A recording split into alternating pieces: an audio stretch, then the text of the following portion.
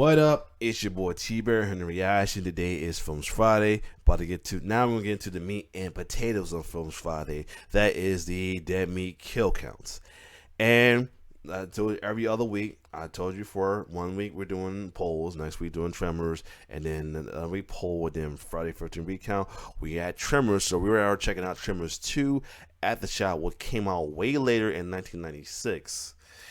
And we're gonna be honored with the kill count done by Xander, who did a killer job the last time I reacted to this though, because he's taking over for dead meat for a while James is enjoying being a newly wed with his wife Chelsea.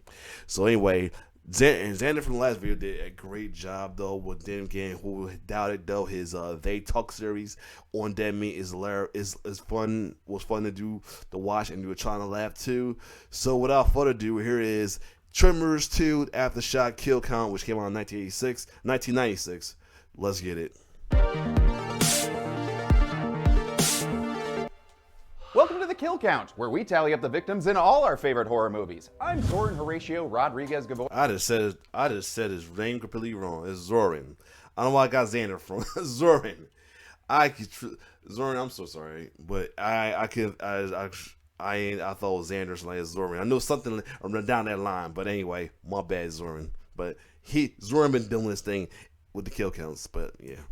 And today we are continuing our seismological study of the Tremors franchise with Tremors 2 Aftershocks, released direct-to-video in 1996. Tremors 2 is a very special movie for me because it's the one I used to watch and quote constantly with my brother Alex. Yep. He got the normal name. In some ways, I love it more than the original. It's a great example of how to do a sequel. The core concept stays the same, but there are interesting new twists that keep things fresh. Originally set to be a theatrical release filmed in Australia for $17 million in 1993, the project was almost canceled when Kevin Bacon and Reba McEntire turned it down due to scheduling conflicts. And also, I'm not gonna do Tremors 2. Tremors 1 was a bomb. So without star power, it was deemed too expensive for a theatrical release and was moved to the home video division with a much lower $4 million budget. 1/3 of the original. But boy, did they stretch that sucker out. The original film's creators returned with their newly formed company, Stampede Entertainment. Nancy Roberts and Ron Underwood produced, while Brent Maddock and Steve Wilson wrote the script. And Steve took over directing duties since he directed Second Unit on Tremors 1. It's a wrap.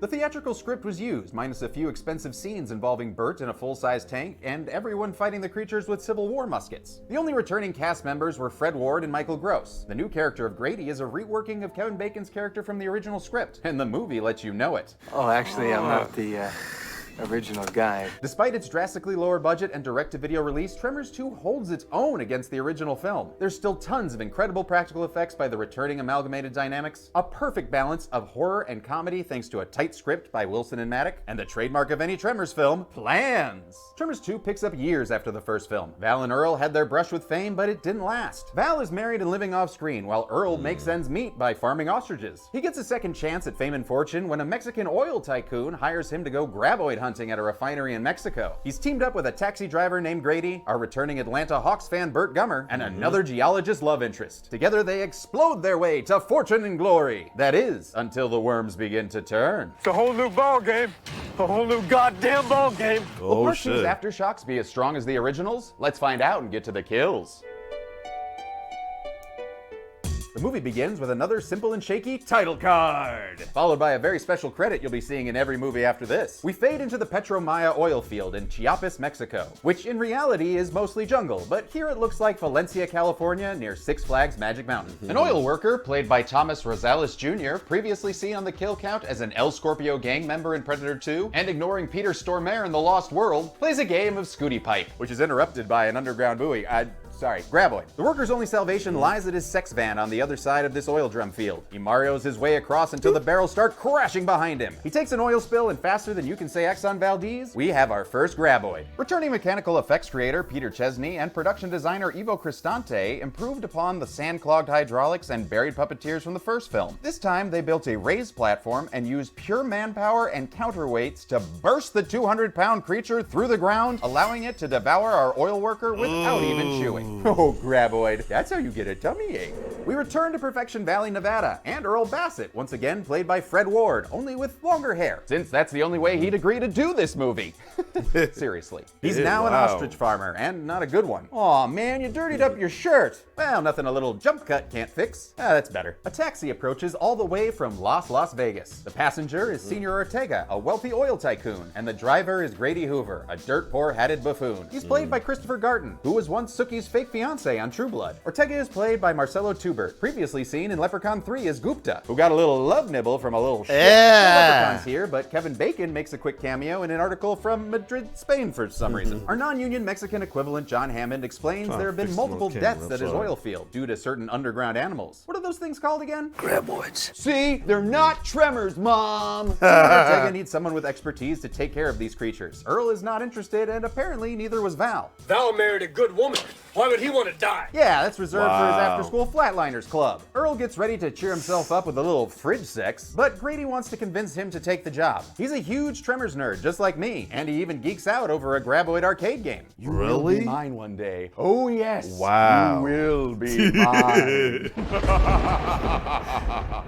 Zerman is doing his thing, man. You gotta give props for the man. He's definitely doing his own thing. I like it though. Earl is resistant since he's come to accept the fact that he blew his one big chance, and his wall girlfriend agrees. This October, 1974. Yeah, she's there to remind me not to keep chasing after things I'm never gonna get. Ooh, she's practical and practically naked. But hey, Earl is also hurting for money, and Grady tells him they're offering $50,000 per graboid kill. Maybe this is your big second chance. Earl finally agrees to let this movie's plot happen, and Grady insists on providing some impossible bacon. You're gonna need a partner. If only because Kevin was busy on the Apollo 13 mission. Earl and Grady head out as the fantastic score by Jay Ferguson transitions us from Nevada to Mexico.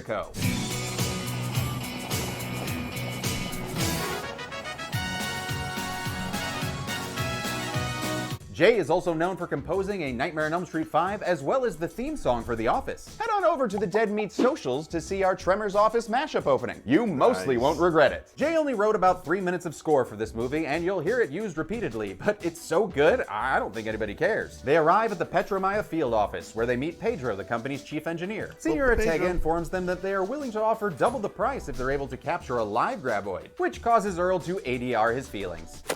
Never gonna come down here. Hold that thought, because you haven't met Kate Riley, the geologist for the oil company and Lady Alan Grant cosplayer. What can I say? Geologists love to cosplay. She's played by Helen Shaver, who's had a long career both in front and behind the camera, appearing in the Amityville Horror, The Craft, as Littlefoot's mom in The Land Before Time, as well as directing episodes of Lovecraft Country, Law and Order, and Castle. This time she's directing Earl's attention to her, because you can't have a geologist in a Tremors movie without it getting all romantic. I mean, it is the world's sexiest profession. Just try saying cementation without thinking dirty thought.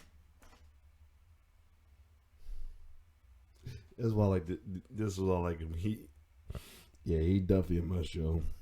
Really Thoughts. You.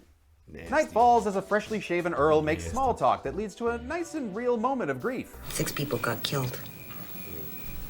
People I knew. But we won't count them per the rules set for us by James. The A stands for Almighty Janice. All hail Janice. James is life. Kate hands Earl a map to check out, but he's more interested in places a little further south. And luckily, Kate is interested as well, even if the landscape is a little flatter. Kate, like my mom, is curious where the name Graboid came from. Friend of ours, Walter Chang. He named him. Then they ate him. But Grady returns from his Christmas Carol rehearsals with chains that'll help attract the graboids since they hunt by sound. And Julio, Kate's assistant, installs a seismographic monitor that will help them pinpoint any nearby graboids. So the next morning, Grady and Earl head to the graboids' last known whereabouts. Grady screams out the window like an infinite wallflower, and it does the trick as we get our first sighting. They stop the truck and unveil their Wile E. Coyote-style plan, involving a detonator, some dynamite, and a monster truck. Whoa, whoa, whoa, that's not in the budget. Oh, it's an RC car filmed in slow motion. Oh. Well played, movie. Well played. They drive this non-MCU Thor-themed toy around until they attract a graboid. Once the car's been sent to Valhalla, they detonate it with a big old explosion, and a great callback to the first film, as the Libby's pumpkin pie-filled pantyhose rain down upon them. Damn, I love the timing of that last little piece hitting. This one, however, comes from the wrong direction. Someone fire that PA! While we add our first Mexican graboid to Bert's hunting log. Time to celebrate with an epic graboid hunting montage, set to Travis Tritt's Troub. It's Trouble, okay? Travis Tritt's Trouble. Jesus Christ, what the fuck? I count 9 massive explosions explosions that range from dry to super goopy, and we later learn that they've made 300,000 for these kills. Peace. Oh, so assuming the 300K was for Grady, that's 600,000 total. And at 50 G's a graboid, that makes 12 minus the one from earlier, so let's put 11 more on the log. Day turns to night, and the graboids might be the least of their worries, considering the enormous moon that must be hurtling towards the Earth at this point. Nevertheless, they catch some Z's while a coyote tries to warn them of the impending moonfall. Man, he better keep quiet. The next morning, Grady reveals what he's going to do with his graboid greenbills. Theme park. Great idea. And here comes your first investor as a graboid makes an impressive entrance. Achieved by building a 20-foot railroad track and ramming the graboid through some fake ground that isn't styrofoam this time. The graboid snags the Marley chain and helps the boys join the rat race with a super fun 9J Ferguson song. I don't know why, but I love the music in this movie. As they're dragged all across the valley, Earl loses his hat, silently calling back to a moment from the first film, while Grady loudly calls out another moment. But this graboid ain't got no goddamn plan! So instead he turns them around and strands them up on this residual boulder. The graboids swarm, swarm, swarm! And Earl and Grady escape by driving like a blind Rhonda. Ooh boy, they're gonna need some help deworming this place. So we cut to a very familiar wall and an even more familiar TV dad. Bert looking like me when they release a new season of Fortnite. He gets a call from Earl and we learn that his wife Heather has left him for SNL's Andy Samberg. You know, she actually blames our problems on the collapse of the Soviet Union. What kind of thing does that say to a man? They continue their pre-zoom catch-up as we get a great reveal gag showing that Bert has mounted that bastard on his goddamn rec room wall. We then end the scene on some class A Bert acting. What kind of situation? A graboid kind of situation. Back at the refinery, Kate stares at Charlie Brown's Halloween candy until she realizes it's actually a fossil fragment of a graboid spike. And this rock is Precambrian, making graboids the oldest life forms on the planet. Earl isn't too happy about the newly discovered grab origins. Damn. Always thought they're from outer space. No, it's sandworms that are from Saturn. You hate them, right? I hate them myself. But no time for science stuff. We've got ourselves a situation. A giant graboid situation. False alarm, it's just Bert, the franchise stalwart gummer. Bert meets everyone and gives another knowing wink to the audience when it comes to Kevin Bacon here. He the new guy? What's wrong with being the new guy? New guy or not, Bert's brought enough high explosive to kill any level of wascally worm. So they all head out to kill some more graboids. Oh boy, he might have another fake ad. Here we go. Food. Tired of the same old soggy food? Have an MRE. What? Meals, ready to eat. Freeze dried, foil sealed, gotta be foil. Plastic is not an oxygen barrier. Includes entree, cracker pack, cheese spread, beverage powder, spoon, coffee, cream substitute, candy, salt, matches, toilet tissue. Shelf life of 10 years. Buy them all the time. Saves trips to the supermarket. Available now at our Dead MR Eat store. Side effects of MREs include toilet paper jokes, perpetual bachelorhood, and shrieker multiplication. Shout out to Zoran with the fake ass, man. I love it. Now, what are you gonna do? I'm gonna do these for all just the Tremors. We're gonna do it from any other kill costume deal till James come back though, because these are gold. Bert uses a more cost-effective tank to do a little graboid fishing. He lands an off-screen catch and Got him. Another graboid is obliterated, but this kaboom might have been a little too much. 4 pounds of C4 may be a little excessive. We'll add what's left of it to the log. Grady and Earl are wiping a graboid off their car and onto our log when they notice a nearby one moving away from them. Looks like graboids can make their own plans. And this one's throwing itself on the front of the truck like it wants a Saints Row insurance payout. This causes Earl to reverse and crash over a hill. He freaks out while Grady makes a plan without the previously required planning scene made famous in the first film. Ah, what a noob! Grady plays bump bump with the graboid, but it doesn't seem interested. Okay, how about a game of tag? Nope, looks like the graboid ain't feeling so good. Grady, however, feels great because they just caught a live one worth 100 grand. And I don't mean the delicious candy bar. Really? They radio Pedro to bring a tow truck, Really? but he just got his learner's permit, so he's gonna take his sweet ass time. Night falls and Bert radios that he got 3 more graboids to add to the log. Oh yeah? Well, they got a live one. But based on the noise it's making, it might not be alive for long. We see an incredibly realistic quarter-scale graboid puppet writhing around like it took a shot of Malort. And when Grady and Earl investigate, they find a franchise-changing surprise. The graboid's busted open like a dime store piñata, reminding Earl of broken cocoons when caterpillars change into butterflies, or mogwais turn into gremlins. The folks at Amalgamated Dynamics hand-painted, hand-moved, and hand-slimed this grotesque work of art. And it's one of the few times a full-size graboid has been built, showing these creatures truly massive scale. After radioing back to the refinery, but only getting static, they spot slow-ass motherfucking Pedro in his truck. Damn it, Pedro, you haven't been the same since spending so much time with your slow-ass motherfucking friend Hefe. They make the hike across the valley and discover Pedro's truck torn to shit. Luckily, Pedro is there to do his best Sam Jackson from Jurassic Park impression. Oh shit, he got... Oh! No-ass motherfucking Pedro is now no-ass motherfucking Pedro, as he was eaten by whatever creatures came out of our graboid. Grady and Earl head out to the radio tower to find it looking like the last Radio Shack in America, and once again cut off, they try and hotwire a station wagon, but are interrupted by sounds from a nearby building. Yes, it's the next evolution in wormy terror. Meet the Shrieker. What? Lots of CGI and practical effects The were used fuck? to bring this bipedal bastard to life. Once again designed by Tom Woodruff Jr. and Alec Gillis of Amalgamated Dynamics, who took a price cut to work on this film. They designed the creatures in their off hours while working on Jumanji, and these prehistoric chickens were handmade and hand-operated using a series of levers that almost everyone on set helped operate. I love that they're a family. There was also a puppet version that could be worn for close-ups, and puppeteer Yancy Caldaza described it as walking on your hands and knees with a 6-year-old kid on your neck. Oh, quit complaining. That's exactly what I go through when I babysit my nephew. The CGI was handled by Tippett Studio, an effects house specializing in stop-motion animation for such films as RoboCop and Howard the Duck. The studio was created by Phil Tippett, who worked as a dinosaur supervisor on Jurassic Park. And I'm surprised they hired him after that whole Isla Nublar debacle. Those things were completely unsupervised. You had one job, Phil. One job. Luckily, he did his job here, and while the CGI might not hold up as well as Jurassic Park, they look a whole lot better than the CGI in the next movie. Trust me. The Shrieker spots Grady and Earl and lives up to its name. Shit, it hurt him. They take it out, and we take it to the log. They notice it doesn't have any eyes, just like the big ones. But before they can investigate further, a bunch more are heard approaching. They skedaddle out of there past 2 real Shriekers and one that's possibly a cyborg from the future. The next day, Kate can't seem to get anyone on the radio, and Julio can't seem to greet her like a normal human being. Julio, man, you scare me half to death. That's okay, Julio. You have plenty of time to learn how to human.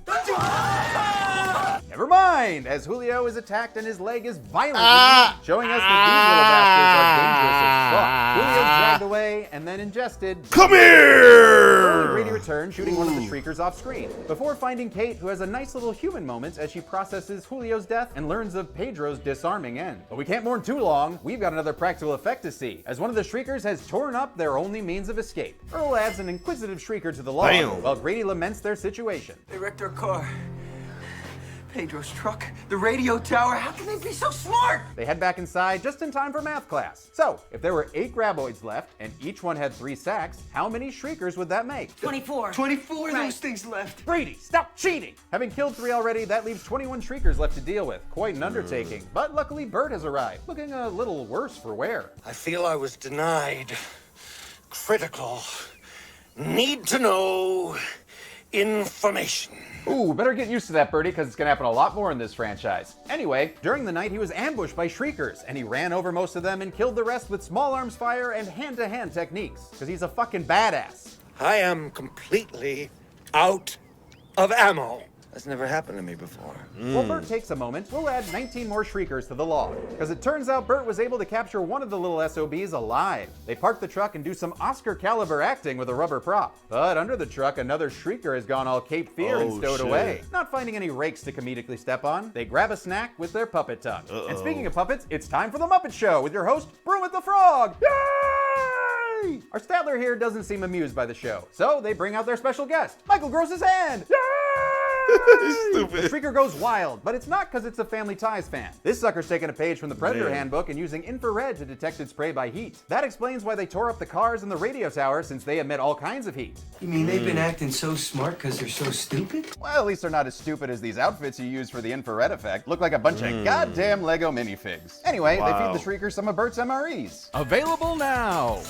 And it promptly gets sicker than myself playing drunk Mario Kart with a bottle of SoCo. This isn't drunk sickness, it's morning sickness, as it gives birth to a slimy little Shriekling. Looks like our Statler finally has his Waldorf. This effect was achieved by using a full-size Shrieker for the baby, but putting it inside an oversized cage, and having multiple puppeteers recreate the miracle of mouth birth. But how is this reproduction possible? Hermaphrodites. Which means these animals have both male and female traits, and once they've had enough food, they can reproduce asexually at an exponential rate. Hell, that gives him quite an edge. And gives me the impossible job of counting these little screamy memes when they die. And I thought this hunting log would be a fun idea. A shrieker barges in and Earl hits it with a rock hammer, which is basically a pickaxe, proving Nestor's plan from the first film was sound. Hooray! The shriekers have gotten into Bert's MREs, and while they have a food orgy, everyone else escapes to a nearby warehouse that didn't get all its permits yet. Luckily, the shriekers' heat sensors can't find them. So looks like it's time for a famed Tremors planning scene. First, Bert, oh shit, they're just going for it without a planning scene. Well, fuck me! Earl and the rest cleverly use doors to hide their body heat and make their way to Julio's truck. Unfortunately, one of the shriekers had the same idea, and Bert only has one bullet left for his Lar Grizzly Big Bore single-shot 50 caliber Browning machine gun rifle. I looked it up, bitches! He takes aim at the shrieker as it considers quitting human killing and going to law school.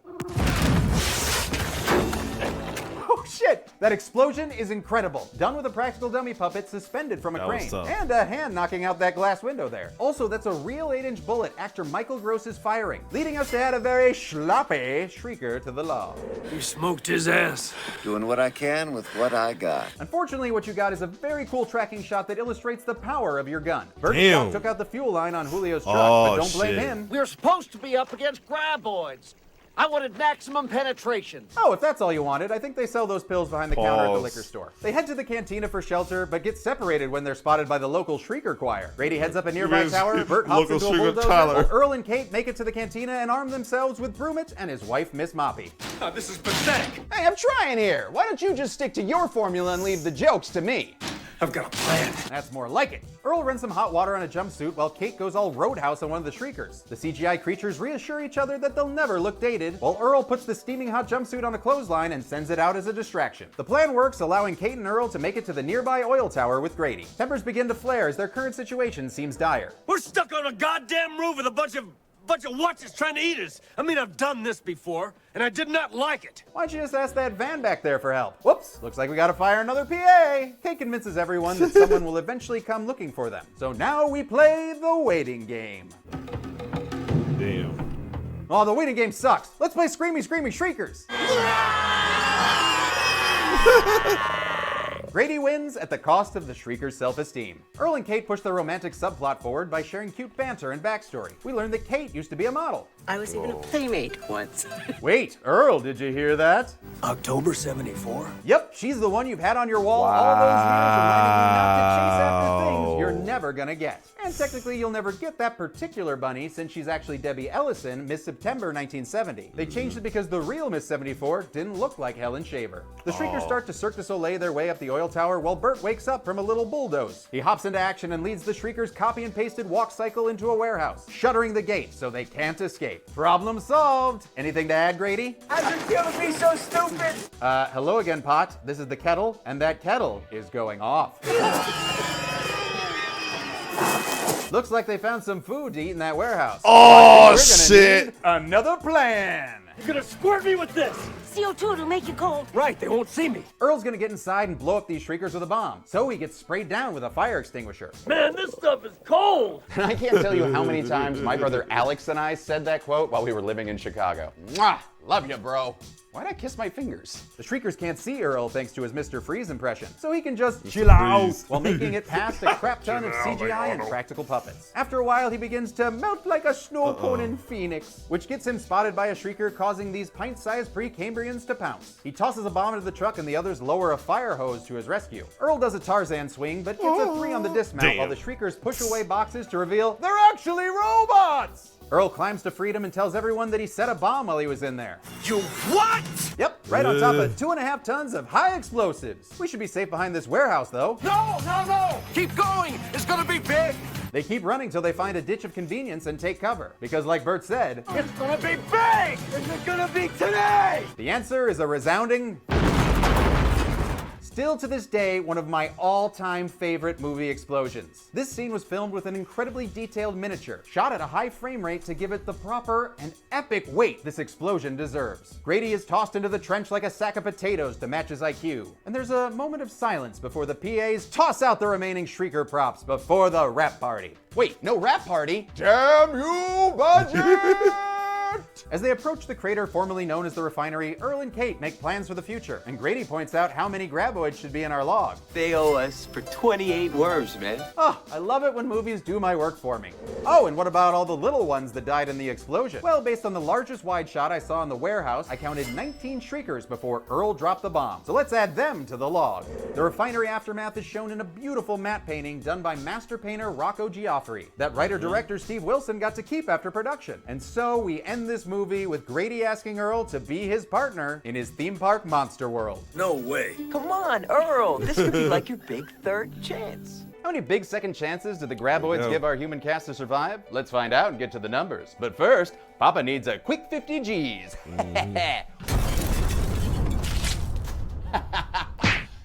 Goddamn PAs! Only 3 people died in Tremors 2, all of them men, giving us a chart bluer than the Mexican Valencia sky. That's the smallest I've ever seen in a kill. Minutes, that gave us a kill on average every 30 minutes. Hold on, let me see. Then again, wasn't well, I'm not sure. Well, aside from Freddy, wasn't Nightmare on Elm Street 5 like three kills? I find it ironic because Jay Ferguson did the composition with that, but 3 1/3 minutes, which coincidentally is the Naked Gun film Fred Ward starred in. Who knew? The humans stepped up their game this time with a whopping 28 graboid kills and at least 42 shriekers to add to the hunting log, giving us a Precambrian lifeform kill every 1.43 minutes. We'll give the golden chainsaw for coolest kill to Julio. That leg string was gnarly as hell, and it's the only time we actually see these shriekers doing damage. Plus it emotionally scarred Kate, and that's always a plus. Bill Machete for lamest kill will go to Pedro, because I don't like the trend of ripping things off from Jurassic Park. I'm looking at you, Tremors 5. Bert's hunting trophy goes to the shrieker blown up by Bert's Lar Grizzly Big Bore single shot 50 caliber. Oh, fuck the name of this gun! Still love that kill though. And that's it. Tremors 2 Aftershocks came out in 1996 and did well enough on home video to warrant another sequel, Tremors 3 Back to Perfection, which I'll be looking at in 2 weeks. Until then, I'm a half Serbian man from Chicago. This has been the Kill Count. Well, the next Kill Count. You've seen them under the ground. You've seen them on the ground. So what could possibly be next? For all you know, they can fly. Sure, why the fuck not? Oh, you kidding me? Perfection may return to the Nevada town we know and love, with a bunch of the cast that started it all. But this is far from being a perfect film. And your point would be? A new writer, truncated shooting schedule, and the worst-looking CGI worm since Jabba the Hutt make for an uneven entry in the franchise. Well, you don't have to be so mean. But luckily, we still have the crew at Stampede Entertainment to bring us memorable lines. S Blaster Blitzkrieg. A new graboid evolution. Sons of bitches are always on a learning curve. And more goddamn plans. You have to plan to be a viable entity in today's economic landscape. Oh, and Bert is back too. Damn right I am. And that's worth the price of admission right there. So quit lighting your farts. And close out the first trilogy of this 7-film series by watching Tremors 3 Back to Perfection. Then on Friday, February 11th, tune in for the Kill Count only on Dead Meat. And that's why we're at the top of the food chain. Tremors 3 Back to Perfection can currently be watched on the pictured streaming platforms. Dead Meat always recommends you watch the movie for yourself before its kill count. It's the only way to have your own properly informed opinion. Kill counts are never meant to replace the experience of watching a film. Thanks for watching what might be my favorite Tremors film, and thank you so much for the overwhelming support you have given me. Honestly, I have been in the comments section, and you are an amazing community for letting me be the mic to James's Joel. That's a but yeah, you did your thing, Jordan, man. You killing it, man. Especially with the fake ass on that, you killing it, man. So yeah, so we'll keep. I think this goes up to 5. I think so. So it might be by the time I ended it might be around the time I think it might end up being in both this and the Friday 13th recount at the same time, unless Friday 13th recount go a little more because they got a lot of them in there. But other than that, here we go. That's the kill count for today. Dead Meat kill count for this week. Next week we will go back to the polls, and then we got to that we can do the Friday 13th one. Other than that, if you like my reaction, like, share, subscribe to my YouTube channel. This is actually an interesting one. Like I never saw, or I don't think I never saw 2 before, but this was a good interesting one. So anyway, it's your boy T-Bear signing off. One love.